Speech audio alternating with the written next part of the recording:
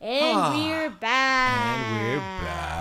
And our next guest will be right up. But first, a word from Lucas through the looking glass. Let's say okay. Together, let's say Lucas through the looking glass together. 3, 2, 1.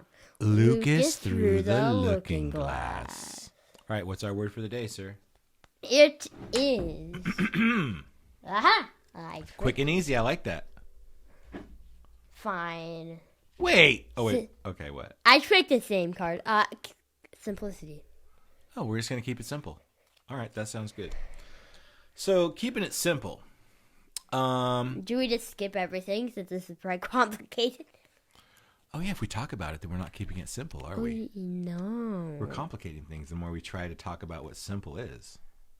We wouldn't want to complicate things by talking about what simple is, This is very right? interesting. Yeah, you're right. Let's not touch the mic with our simplicity. Okay. Let's put the word simplicity on top of the orange. That's what I was gonna do. Or did we complicate it by doing that? Or did we? What if we disinclude these as well and put them behind the rock? Because they're complicating things. We don't want that to happen. We want to keep it simple. Our word is simple. Oh no, our brains are going crazy. What do we do? How do we keep it simple in life, Lucas? I know how. How? We go, okay.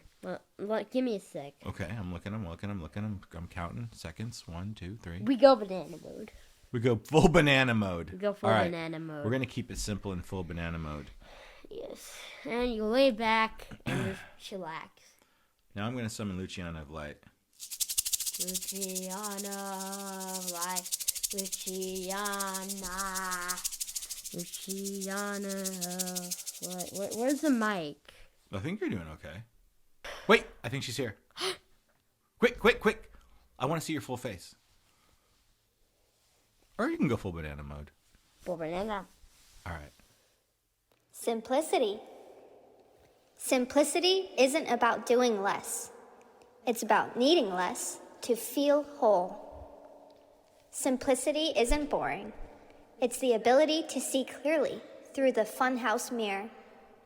It's what lets you laugh louder, breathe deeper, and know what actually matters. Banana mode is the purest form of simplicity. Because in banana mode, you don't ask, is this enough? You just say, this is it.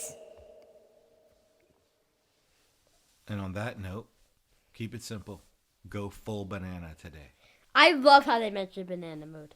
I'm gonna do banana mode for the rest of this entire thing. Banana mode is just gonna be a trend now. Bye. Bye.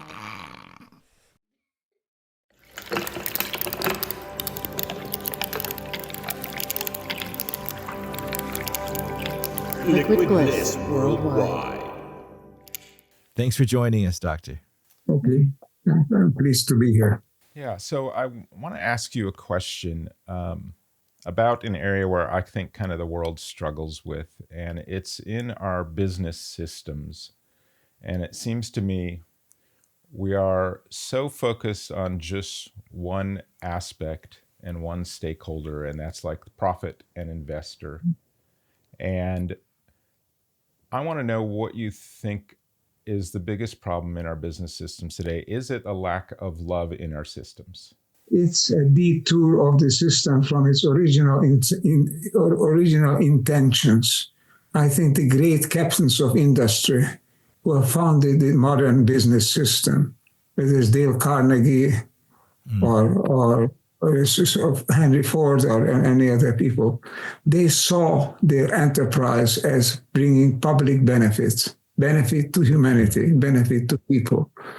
Then this became a inward turn enterprise. It's why people now just want to be on it in order to make money, and to make money so that they can make more money, and thereby acquire influence and power. It's not the original intention. Well, it's something else. It became an autonomous system just feeding on itself. And that is because it lost its lack, it lost the values, it lost the vision of human benefit, of life, of love. All that is lost in place, and in place of it is just the wish to compete, to outcompete, and make profit, and thereby buy influence. That is the modern business world has been made to run on that basis. Do you think we need to move into focusing with leadership in business more on empathy? Empathy, yes, absolutely. Empathy and solidarity and coherence with each other, and even love. Yes, those are not terms that are foreign, should be foreign to business. Business is a human enterprise. It's part of humanity's survival, life, and development on this planet, and not something of its own, as a world separate from the rest. So this is derailing it. This is no longer what it was meant to be.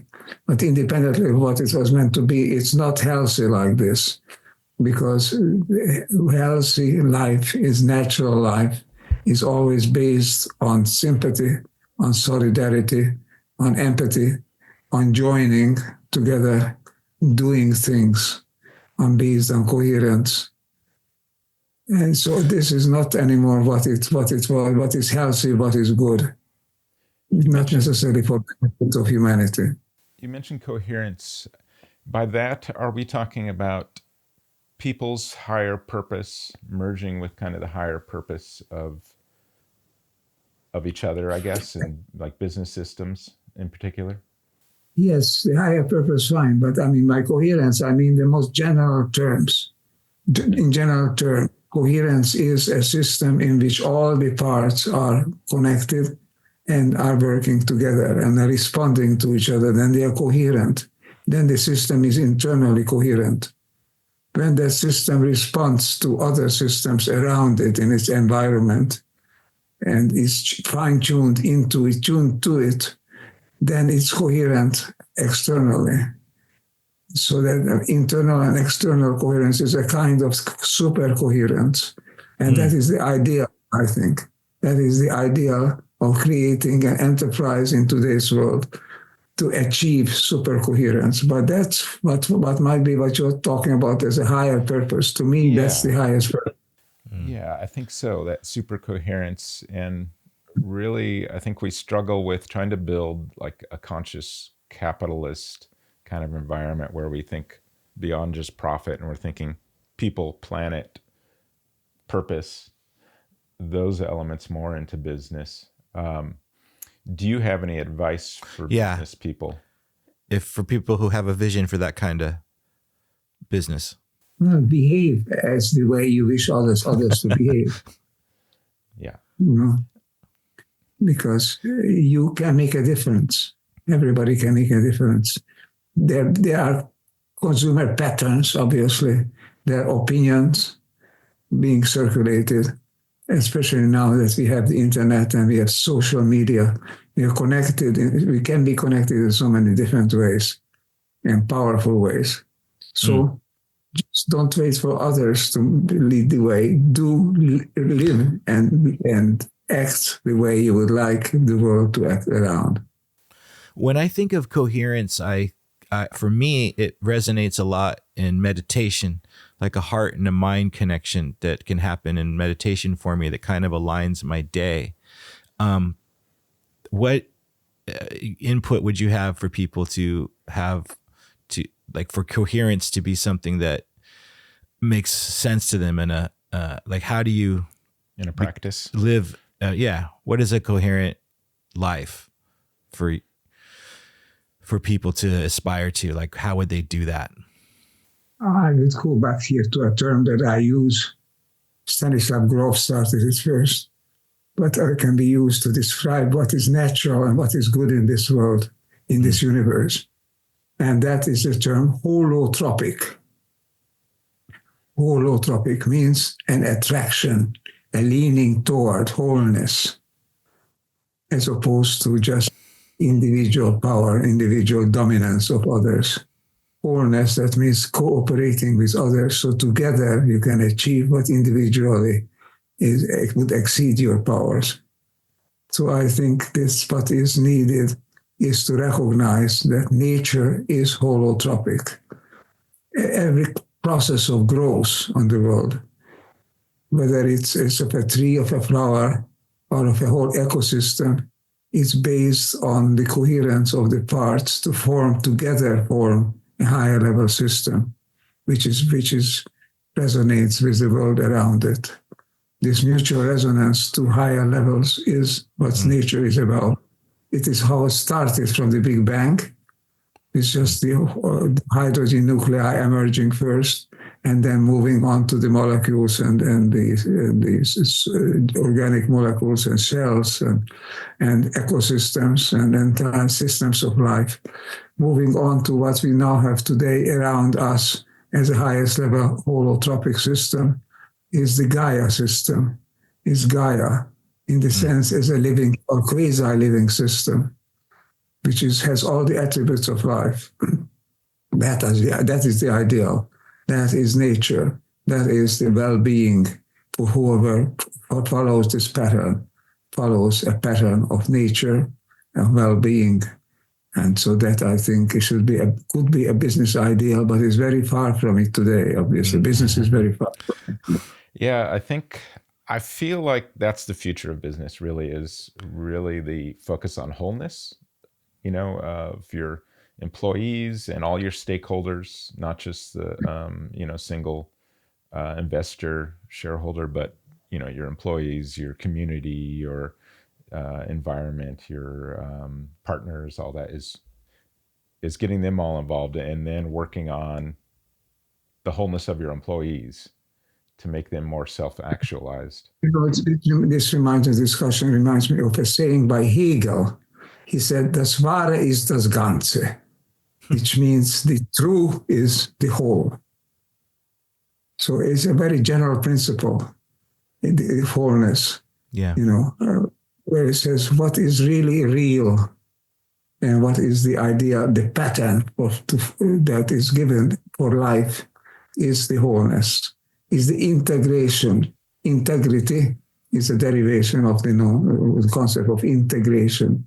Integrate the elements in a system where all elements are joined to resonate together.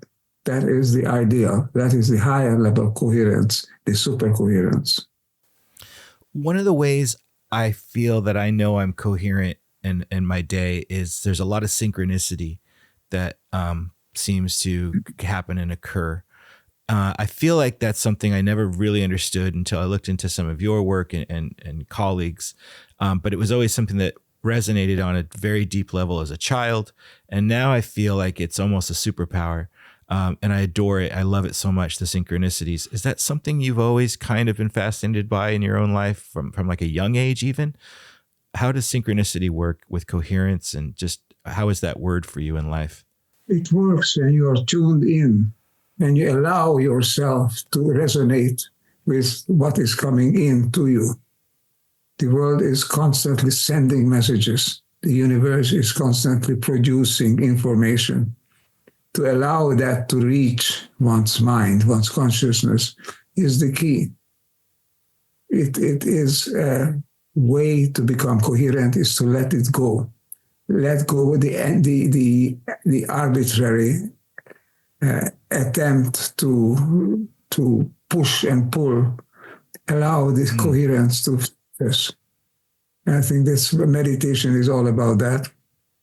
And at least in the true sense, in the true Oriental sense, I think we can be coherent when we allow the coherence that is in us to surface.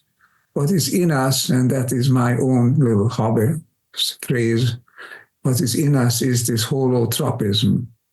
Is in us is this tendency to create wholeness.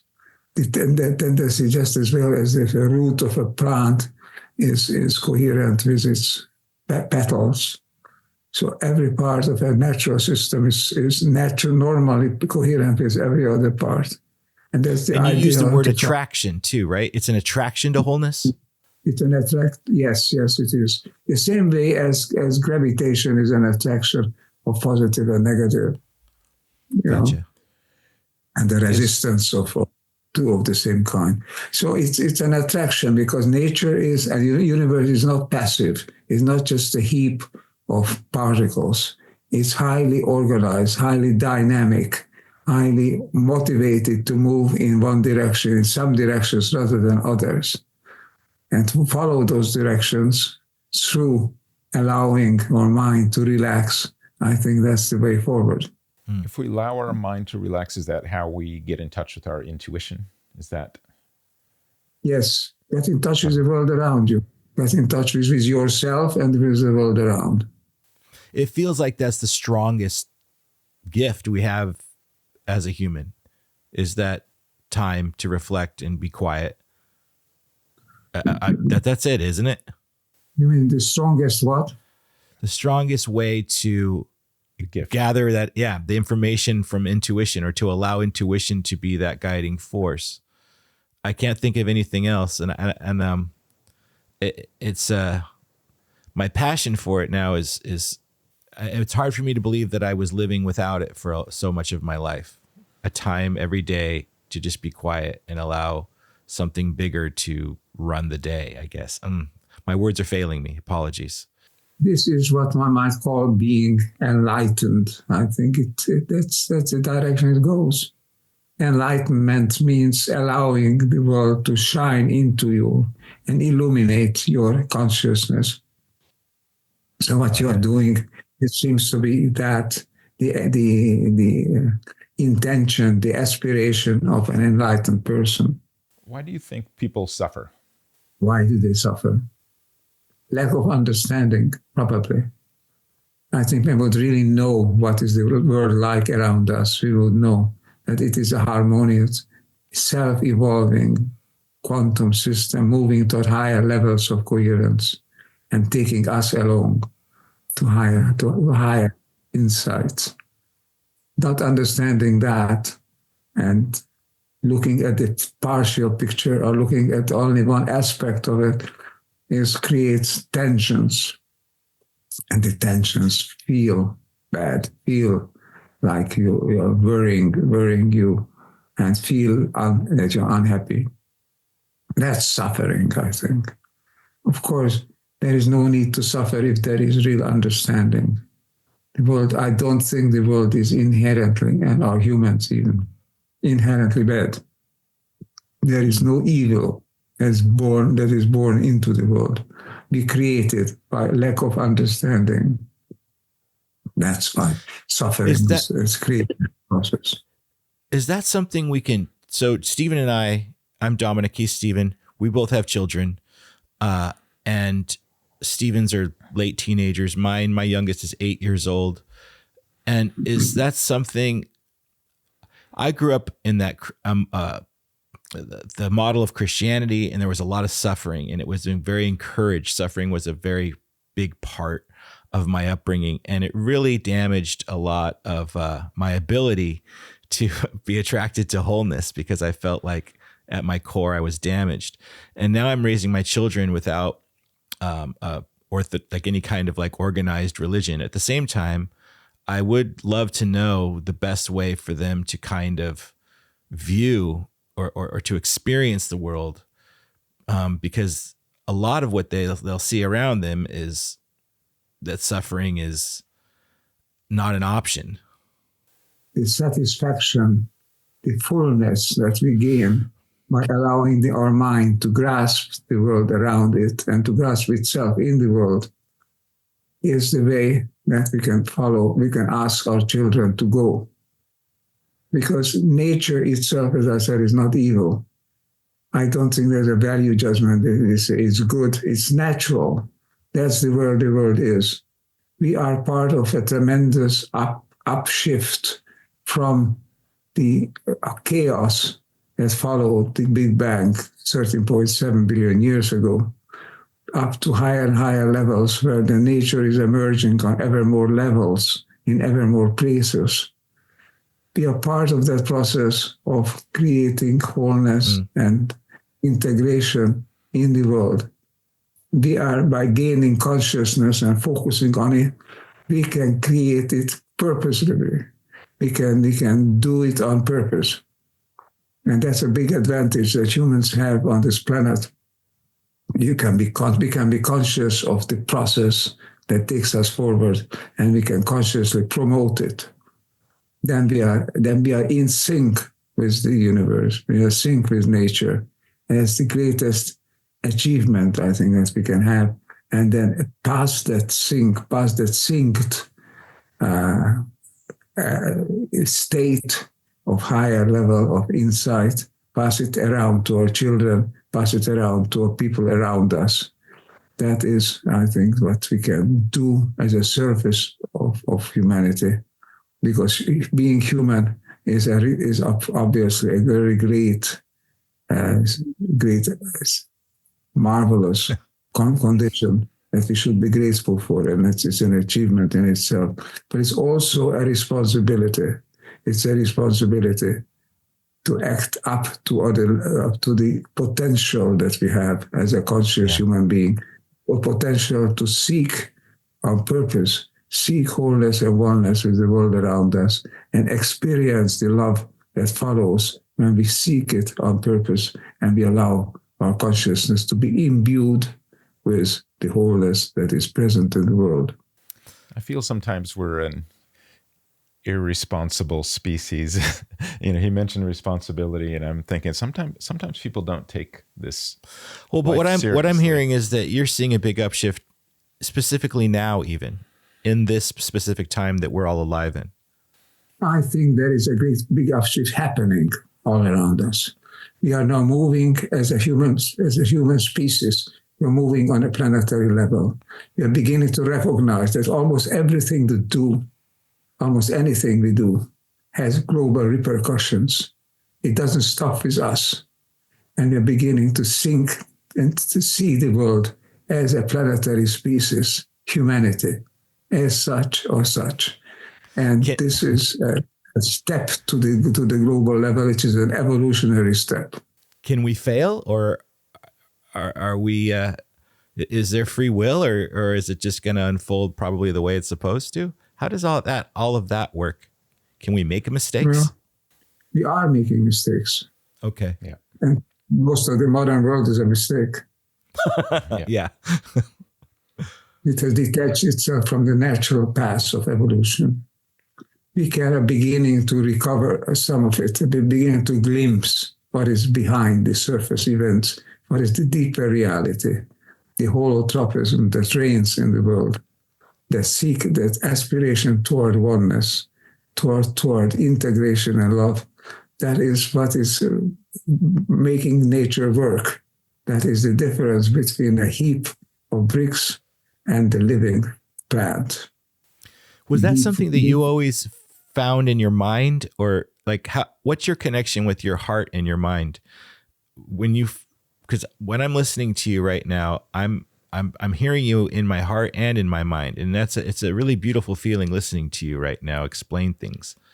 Well, I was fortunate, it was found when I was very young already, 4 or 5 years, that I had a talent for music, for piano. And then I became a professional concert pianist. I was already from the age of 9. Right? Yes, that was my first public appearance with the Symphony Orchestra in Hungary. And so I could experience music. That I never asked about it. I just experienced it. Music for me makes sense. Great music just made sense. And it felt good to exhibit it, to externalize it, to realize it. Music talks to me. And that it became an ambition of my art, of my life in a very early age, and the early teenagers also. Then Did you ever write your own music? No. If I were going to add a piece of music to my playlist or a song, do you have something do you have a favorite, something that resonates throughout your entire life or new? No, because it's very different, very relative to how I am at the moment and how I'm relating to the world around us. And different pieces of say more things to me, or just annoy me if I keep repeating something that I don't really want. Interesting. So it's all very relevant to the world around. It's spontaneous and intuitive, and music can be a marvelous experience, but not when it has to be dictated. So that's actually doing while playing concerts is doing violence to this natural music appreciation, because you have to get up on a stage and perform music whether you're in it or not. And this is a great challenge for professional musicians. The ideal is to sit at home or lie at home or whatever, and allow your associations to come to you, your intuition to grow and become more one with the surroundings around you. Nature is a wonderful experience for that. You can live close to nature and enter into it more often. And the modern city life is an aberration, and unfortunately, it's a stunting the growth that we have, and intuitively becoming one with the world around us. If you had advice for young people who are just coming into the workplace and things like that, to fix that problem, what would you suggest to them? Have confidence, trust that the world is meaningful and is progressing. We call it today on this planet an upshift, but it's an evolutionary process. If you don't stunt it, then it moves forward. Be confident that that is happening in nature, and that is happening in you, can happen in you, in each of us, because every quantum particle in our body and our brain is imbued with this evolutionary imperative, not just to attract randomly, no randomness in the world, not just to create heaps of uninformed, unintegrated elements, but create integral wholeness around us. From the simplest particle to the cells, to the systems of cells, to the ecosystems, to the whole planetary systems, to the whole Gaia system. These are all moving dynamically forward toward wholeness. And to be part of that, to allow ourselves to be part of it, and then to promote it. That is, I think, a great possibility, a great potential, and it can be a great source of meaning and satisfaction. Would you say the glue that pulls that all together is love? Love is an expression of the holotropism that is natural. It's when we allow it to flourish, then we feel that we love those around us. Because tropism means that we are tending toward wholeness. That means being one with the things and people and systems around us. When we do that, we feel satisfaction. And that can become an attraction as we pursue, because love is very attractive. Love is something that we want to do once we start feeling it.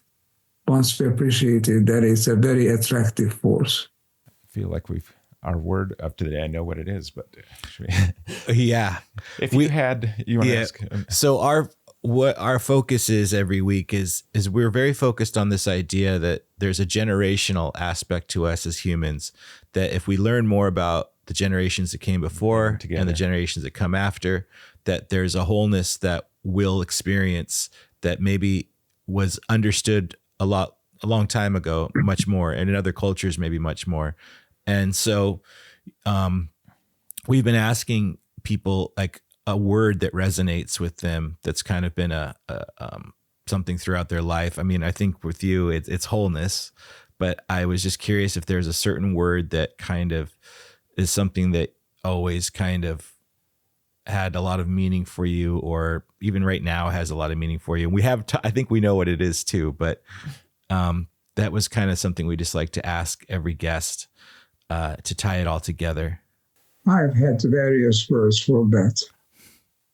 I particularly like the word that my younger son, Alexander, came up with. He calls it syntony, to be in syntony, tuned together. You know, I like that word. But any word that can convey the sense that we are not alone, we are not separate. Separateness, Einstein said, is an illusion. Let's remember that. It's an illusion. And the new science, the new quantum science, is based on the notion that there is no absolute boundary, there is no separation. Things merge together, and we can be a conductor in this symphony where all elements are merging together. But we can direct, to some extent, influence the direction in which it unfolds. And that is our task, our role. That is what I now call our sacred mission or a sacred quest. Is it so? It's syntony, so it's like symphony and synchronicity put together. Yes, it's a tone. It's being tuned together, you see, synchronously. Have you spent a lot of years coining new words? Yeah. Sorry, Eric Jansch in the last century has developed this notion of syntony very well. If you look for his work, I think it's insightful. I want to ask one last thing. It feels like, I mean, we're talking about wholeness and connection. It feels like one of our biggest problems is humans are constantly trying to disconnect everything. What do you mean? Like we're just disconnecting from each other, disconnecting from nature, disconnecting from... I feel like that's one of the great problems. I'm not sure. Do you see that as kind of what we're struggling against? I doing it consciously. Is doing it on the belief that you are living in a world which is a jungle. You're out for yourself. There's nobody else is going to take care of you if you don't.